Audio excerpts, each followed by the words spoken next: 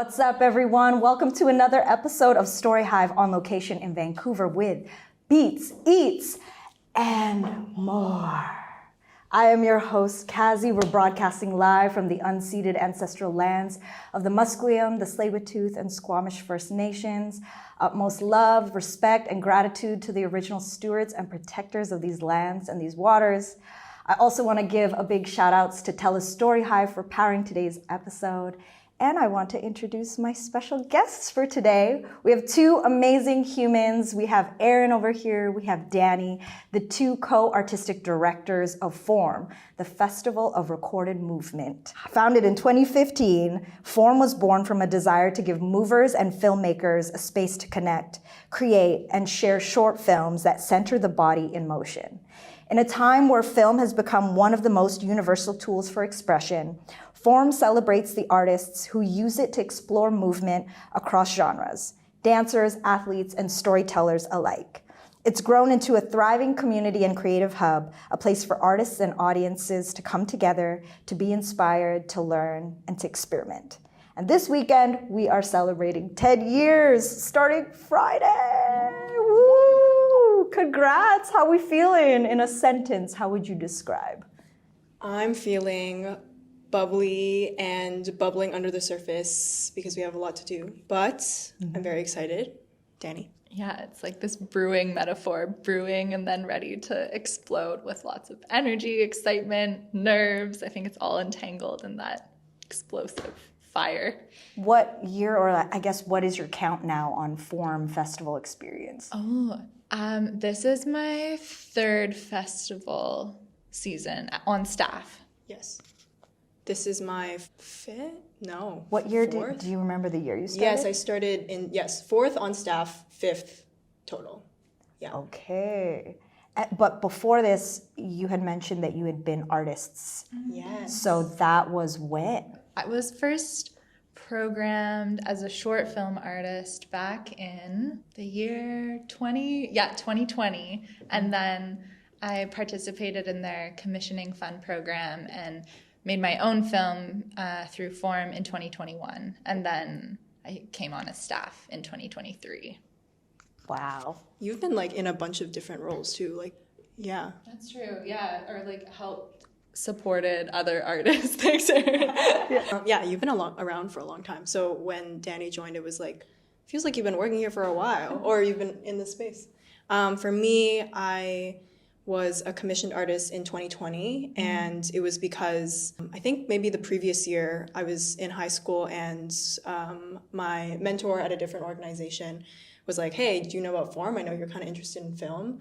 We went to one of the screenings that they had at SFU, and I was like mind blown and just so excited that dance could be on a screen. I had never thought of it like that. And then, was that 2019? Yeah, in 2019. And then, yeah, such a good year. In 2020, I saw the application with one of my friends, and we were like, why not apply? And then in 2020, as I was graduating high school, made my first film through FORM. Yeah. Oh my God. Erin was a baby. I was, 17 and 18 years old while making it. So that's crazy. I think I met you at that time. Yes, you did meet me at that time. I got invited to be on a panel with Bloom, and you were working with Bloom. Yes, and they knew Sophia as well, and then that was my connecting point. And I'm very grateful to them because I'm not sure how else I'm sure I would have heard of it eventually, but like to be supported as a really young artist and brought into these spaces that can feel really daunting is like a very special experience. And I think one of my favorite parts of working here now is being able to pass on that and like welcome people into the community. I'm curious to know, well, I guess first of all, maybe you could explain to anybody who's watching who's never been to FORM or don't know about it, like a bit more of like the foundation of the festival and elements of the festival that, you know, you can count on that is part of FORM. Yeah. We can half and half it, maybe? Yeah. Give our elevator pitch? Yes. So FORM is a film festival that features short films predominantly that are made by youth and emerging artists, and the works they center on featuring different styles of movement, whether that's a dance style or a sport, And in more recent years, we've expanded what our definition of movement is, and now are continuing to push it to see as social movements, acts of resistance are also forms of movement. So I guess the pillar of that is we have film screenings throughout the festival that feature these short films made by young artists. Thanks, Dani. And I think a core foundation of our festival, or how we like to call it, like the heart of our festival, is the commissioning fund program, which both Dani and I, as we mentioned, were a part of, and that was the program that kind of nurtured us into making films. But essentially, it's over a few months program where we host an open call every year, and artists can propose an idea for a short film that involves movement in some way. They have complete creative reign on what that means to them. And then they're working with Form and mentors and workshop facilitators, and kind of meet a network of artists who can support them in the creation of that, whether that be through equipment funds and workshops and space, and just like having a space to talk to people who are making a film a lot of times for the first time, which in my case, it was my first film, my first project, I think, ever. So that program and that mentorship aspect and building a relationship, I think, is really at the center. And also at the center of our festival, uniquely, is our mandate is to support youth and emerging artists. And for us, youth means, our definition is ages 15 to 25, and then emerging can be new to the practice and just over that age range. But I feel like we're really unique in that sense. There are not a lot of like formal funding opportunities for young artists. A lot of the big provincial and federal granting councils, it can not only be a really hard time breaking into that world, but they don't when you're too young, you're not eligible for funding. That is, I think, a really central part of starting people's creative ideas and sparks, and giving them the platform and the place to meet people that will hopefully take them far into whatever they're interested in doing. I would love to know, what has mentorship and leadership, what is the powerful impact of mentorship and leadership that you've learned, especially through this festival specifically? Oh, that's a dense one. Power of mentorship and leadership that I've learned. Or better worded, what has being part of this festival and organization taught you about the powerful impact of mentorship and leadership?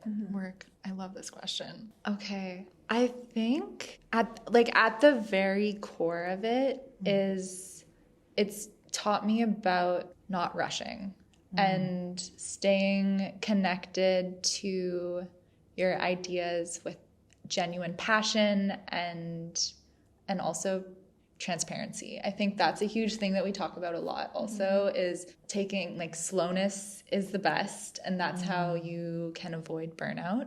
But burnout also still happens within that. And so it's learning how to kind of hold both of those things of push and then also slowness. And then, this piece around transparency, I think it's something that we constantly talk about within the organization, of checking in with our fellow staff members on how we're doing, being okay with failure. I think that's a huge part of it as well, that has helped sustain us and keep us invested and wanting to learn and grow in this place of leadership. I think I feel at least very supported in a pursuit of something that might not be 100% successful, but knowing that I'm able to put my full heart and energy into it, I think that's been a huge takeaway that I've learned throughout this time. That was a ramble. It's okay. Thanks, Dani. I think you really hit the nail on the head as well with transparency in the way that our staff shows up for one another. And I just want to shout out Sophia again, and also Tamar, who has given so much to Dani and I. And even Sophia, as you were talking about being in the festival at the very beginnings, thinking of Sophia's lineage as being mentored by Christina Lemieux, who was the founding creative producer, and now has been prepared to invert this role with us. And she has talked to us a lot about that, which I just think is really special, but really puts into perspective how much time, like you said, is being put into this. And I'm sure Sophia would say a lot about this succession plan, as we like to call it, has been in the works and in place and in her mind at least for years, probably since year 2 or 3. and to like seed those roots really strongly to help us feel supported in the ways that maybe she was working through at the time of being a really young artist and running this thing. But yeah, I've told Soph this a few times, and I think for me the number one biggest lesson and takeaway I've learned from being mentored by her and Tamar and stepping into leadership is I think I always had the impression that you had to compromise on your values if you entering work in some way. And that was just like also a perception of my interest in art, but also just knowing that, you know, like maybe I won't be able to do this through my life, and what I love might not be what I'm working in. And working in this job and seeing how Sophia leads our collective with care and puts her values into action in a way that allows the both of us to, I think, has been so meaningful. And yeah, I think I can't imagine going forward in my life now not knowing that it's possible to do that. Yeah, that's, I think, one of the biggest gifts. As in, you mean that before you felt like, oh, when I step into the career professional world, there's something I have to sacrifice in terms of my values, or I'm just going to have to maybe code switch a bit just Yeah, a little bit, or that there's like a compromise that needs to be made, or even in like personal ways, like I can't show up as myself in some ways maybe. And I know that also was like a rigid perspective of just being like 14. Totally. Being like university and career. And also like knowing that holding a strong like ethical core is possible, like that it is a lot of work, it's very difficult, it is uncomfortable, but that taking that like compassionate stance and doing the work to do that is not only worth it, but possible. Yes. Yeah. Ooh, inspired, tingles. How do you think that this festival, this organization has supported you in your own personal creative endeavors as an artist outside of this? Because you're both movers, dancers. Yeah. And maybe other things I don't know yet. Oh, okay. Also a good question.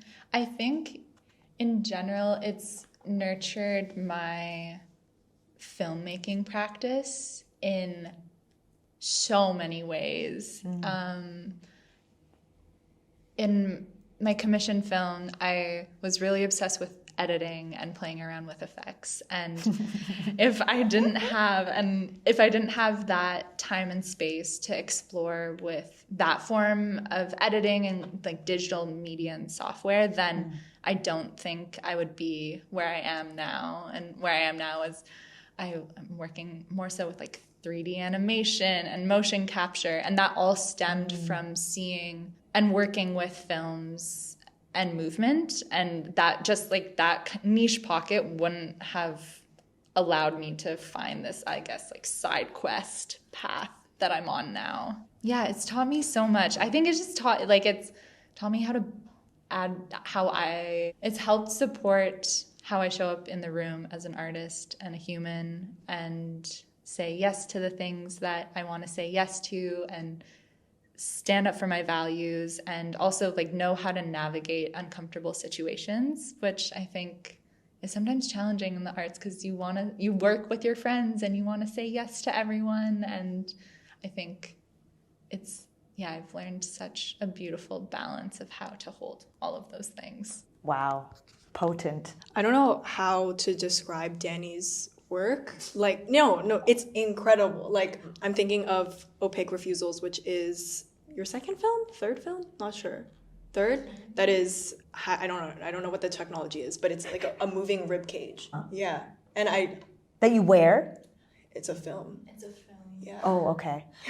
No, sorry, the moving rib cage is the movement. Or it's like, it's a animated film, and I used a 3D sculpture software to build a 3D rib cage, and then I used motion capture software to capture my own movement, and then I matched my movement and like put it onto the rib cage. So the rib cage is dancing my own dances. Oh, my jaw was like, cool. So that's all that all stems from form, I think, in learning about the capabilities of marrying technology with movement in these ways to be perceived beyond our singular body. Wow.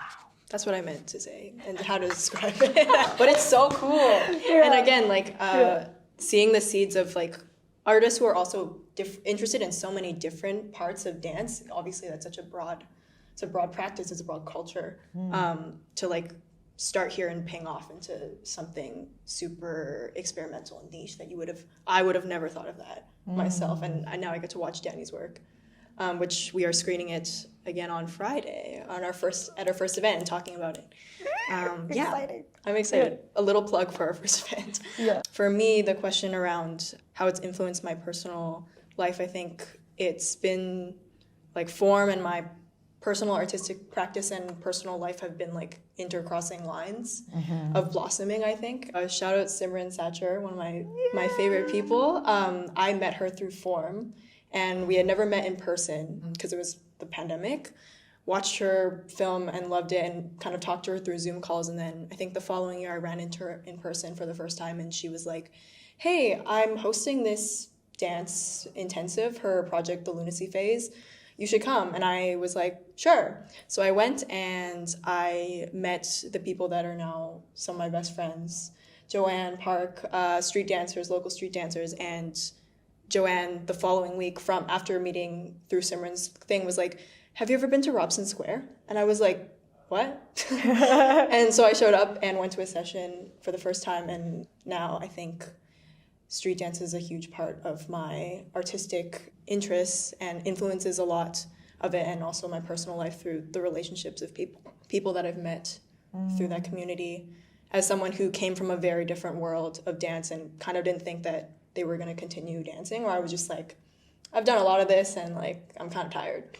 And then I was like, whoa, there's this whole other world and culture that feels a lot more aligned with what I'm interested into and what I care about. Caught the bug. Yeah, I caught the bug, and it's been the biggest, I think, treat and exercise in like learning as well about myself and dance as a culture, which I had not thought of, I think, before, obviously. What did you think of it as before? I grew up doing competitive dance, so I was like, it's just a routine and a choreography. And I did enjoy it, but I don't think I felt as connected to it. And there was always something missing with that. Simran came from a similar background, so I think she was able to help me like translate my passion for dance that was still there into a way that, yeah, just like makes me feel much more seen, I guess. Yeah.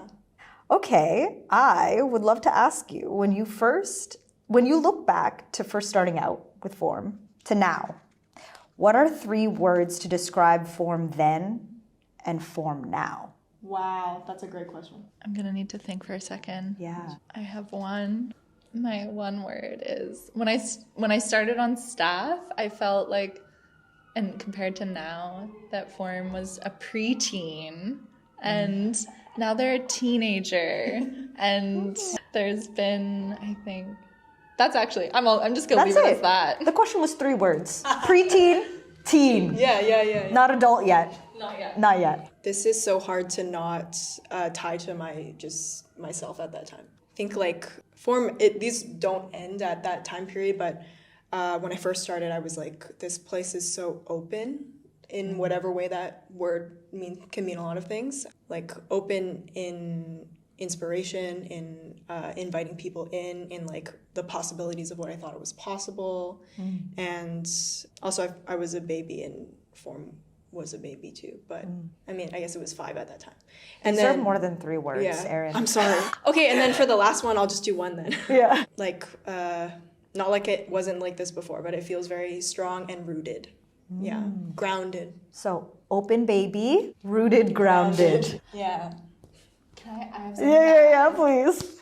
It does remind me, or when I think back to year 1, when we both weren't around, I think it's really interesting to just note that the first year of the festival feels, even though I wasn't there, from the energy of it and all of the graphic design and like the scrappiness, but also professionalism, feels very similar to year 10 now. And so it's really nice. It feels like we've come full circle of the parties, the screenings, the ambition that we have. Also, I think for Erin and I as new incoming co-artistic directors, there is this new energy. So it's 10th year is like rebirth. That was much better than what I said. This is why you're a pair. This is why Yes, you're working together. exactly. Which is funny because it brings me to this. I loved your curatorial statement.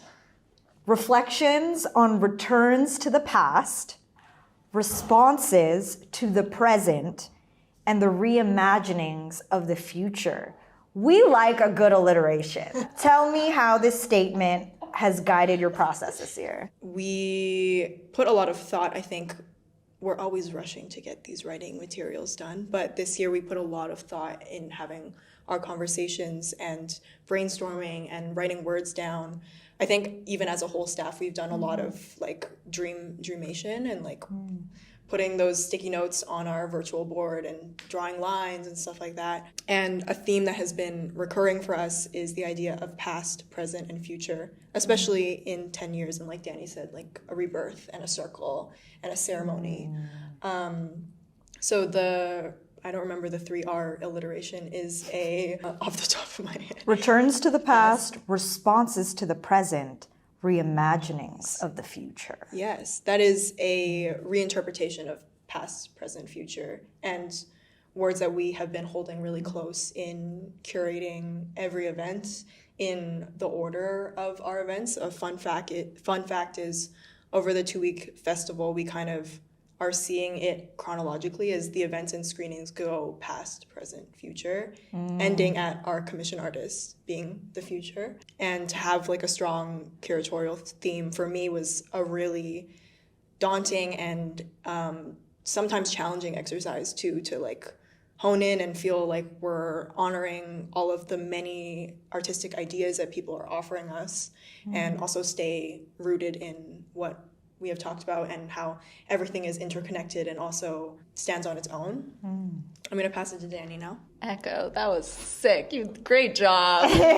Yeah, the statement was really fun to write. Through form, I've been in a specific kind of line of mentorship with some other folks, Jen and Camille, who have been mentoring me on their own curatorial practices. And so I've been thinking a lot about that within my role at Form this year, and we've chatted about it so much, and I think it really has helped clarify specific intentions that we've had for each screening and event, and that's led to some very wonderful plannings that have happened. And I think I just wanted to honor the way that we've been thinking about this whole year from when we had our first conversations back in February as a team of, okay, what do we want the festival to look like? How do we celebrate a milestone? What does a milestone feel like? What does 10 years feel like? So I think this statement kind of encompasses that. And to co-write it was really fun. I think this is how we work in general. I'm curious what you think. But I feel like I have a lot of flighty, abstract ideas that are sometimes also unrealistic. And I think Erin balances me out really well in honing things in and adding a little bit more clarity. So it was a really nice back and forth writing process with you. For sure. And that I think is kind of how our whole working dynamic is too. I'm so glad you mentioned that, because I also feel the same way about our working dynamic, but I'm always talking about how Dani is able to push me in ways that I like feel like I'm confined, and I'm like, I just can't think of another word for this or something. And in offering and in like exchange and reciprocation, sometimes I'm like, Dani, we need to point form. And then we like find a balance and a really great open compromise between the two things. I don't remember what else I was saying about this, but I echo what you said. I think it also, like, the curatorial reflection or statement reflects the two of us a lot. Yeah. Well, I love it. It fits on the theme of, again, like multi-generational litness around the rebirth cycle, the cycle of life, you know? When it comes to submissions and what you choose to screen at the festival and not, when had you had to say no and why? I think I've just learned so much over the years that saying no is sometimes, like, it has to do with time and place, and that's really, really challenging. And I think that's like that's one of the points that I think of the most of like saying no. It's not because it's not a yes in the grand scheme of things, but it's just it's not a yes in this moment because it doesn't fit in with how the flow of everything else is happening. And or maybe like the curatorial theme or something like this. Yeah. And I think something else that we really focus on at Form is to offer opportunities to folks who are really curious about the process rather than the product. And I'm speaking more specifically to our commissioning fund program where artists apply just with an idea. And so I think it's interesting. Sometimes there's applications that almost feel like too polished, or there's like a balance of we're curious about how people explore the art form and like stay curious. And so that's been an interesting place of saying yes or no, or maybe next year. Yeah. Thanks, Dani. You offered a lot and like condensed these. I think a lot of our jobs is reviewing applications, both written and watching films, which feels crazy now because that's just like the first half of the year and now it's the material result of that. I think as an artist myself, this job has made being an independent artist a lot easier because I've been on the other side, and I can't speak for obviously all grants and stuff like that, but there is so much care put into reviewing the applications, and it really is reaffirming to know that it really is not always about the value of your project. We love and have come across so many works that like in private we're like, we don't have enough spots, we just don't have enough money, or we don't want to offer someone like a half opportunity or something. So this isn't the year. Also this year, for the first time, at least in my experience at Forum, we held the idea of curation a lot earlier in the process, rather than like, okay, we accepted all these films, what are we going to do about them now? We were talking to our artistic committee members throughout about themes that they were noticing, and we talked before we even started the process about some things we wanted to see. And yeah, like you had mentioned, a lot of the things that we did say no to were films that were yeses that just didn't fit, and it also feels like a disservice to kind of want to straggle it in there in a theme that is really well developed with other works. So yeah, the saying no part, I think, is a really interesting part of being an artist and a arts worker. How do we feel about some rapid fire fun questions? What is the first film or video piece that made you fall in love with movement on screen? Wes Anderson's The Grand Budapest Hotel. Gorgeous. Yes, I could rewatch that tonight. Thank you. For me, it's La La Land. And I know not everyone likes the film, but that was the... Why? Some people are like, whatever. I don't know. No one wants to see Ryan Gosling and Emma Stone. Do a little tap. I was impressed. And I watched that when I was 14, and I was like, I want to do that. Like, I've never felt that way watching a piece of media. So yeah, that film is a very big part of my being. Next fun rapid fire question. Favorite part of the process when creating movement films? Editing. Hiring cool artists that I want to work with. The casting? Yeah. Well, even like hiring an editor or a DOP that I am a fan of or something like that. So being the Dani Ocean of team assemblage. Yes. I live for that. That is also what I love to do. Filming technique you're secretly obsessed with right now, or director whose style you're obsessed with? I just watched Rye Lane, which is a rom-com. I think it's on Disney+. It's a London-based film. I don't know who directed it, but it uses like a fisheye wide lens in a rom-com. And Through it's the whole film? Like just in random moments where they're like explaining a memory or talking about a feeling. And I was so taken aback by this. Like it just like, broke the conventions of a rom-com or what you're expecting. But it became like almost otherworldly for like bursts of time and then went back.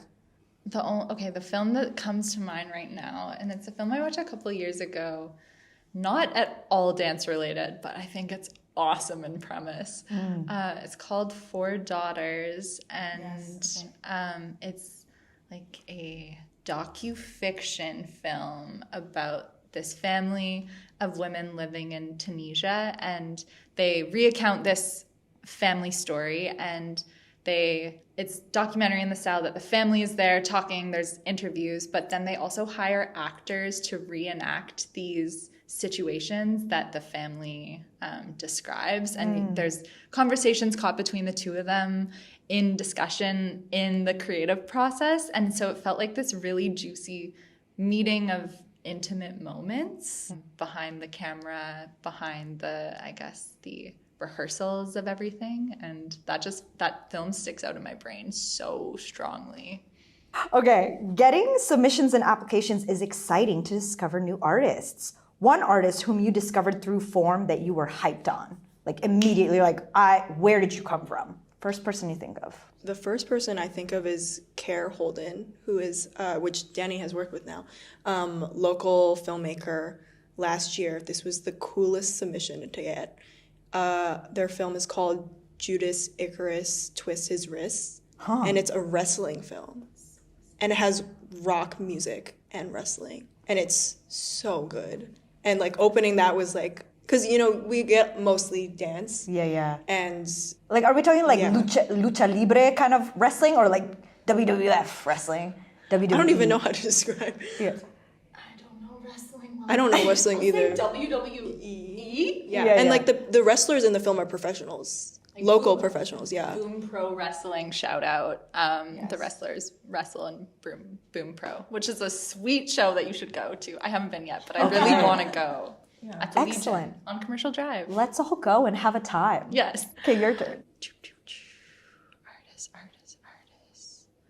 I think, one that stands out for me, and I'm surprised you actually didn't say them, but there's so many, but Brandon Wint is also a super, the poet. Yeah, super amazing artist as well that we reached out to in 2023 to screen his film, and we're very lucky to screen it at the Polygon Gallery and have just built a really lovely relationship with him over the years, and he's helped inform our artistic committee in the past and is a talkback facilitator this year. So Yay. The web keeps weaving. I love that. I need to add, because I can't believe I forgot this. Yeah. Love Brandon Wint. And I had seen his film that we screened called My Body is a Poem at Doxa, and I cried so much.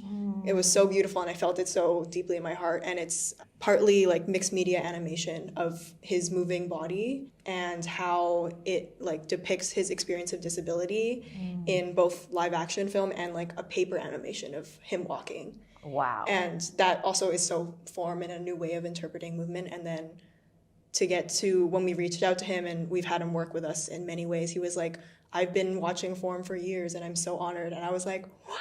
It's just like, that's one of the best parts of doing this job, for sure. So shout out Brandon Wint. If the audience could take away one thing from this year's Form, what do you hope it is? What makes a festival or anything great is the community of artists that make it up. That movement knows no bounds when it is married with the screen. I love it. Today was such a nourishing conversation. Thank you. Thank you so much. Yeah, I really appreciated getting to know both of you more, getting to know more about this festival. Like, I feel like you filled in a lot of gaps from when I had first been involved to where it's grown and evolved to now. Thanks. Aw, well, thank you so much again. Thank you everybody who's tuned in and watched Storyhive on Location in Vancouver with Beats, Eats, and more.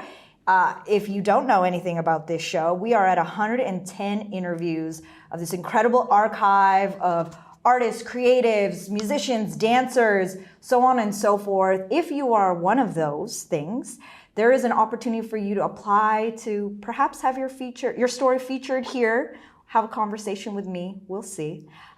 If you see on this screen, there will be a QR code. You can scan that, that's the form, fill it out, and we'll have a look-skis. I appreciate y'all, appreciate the both of you. Congrats again, and so excited to experience a taste of the festival this weekend. Much love to everyone. This has been Beats, Eats, and More.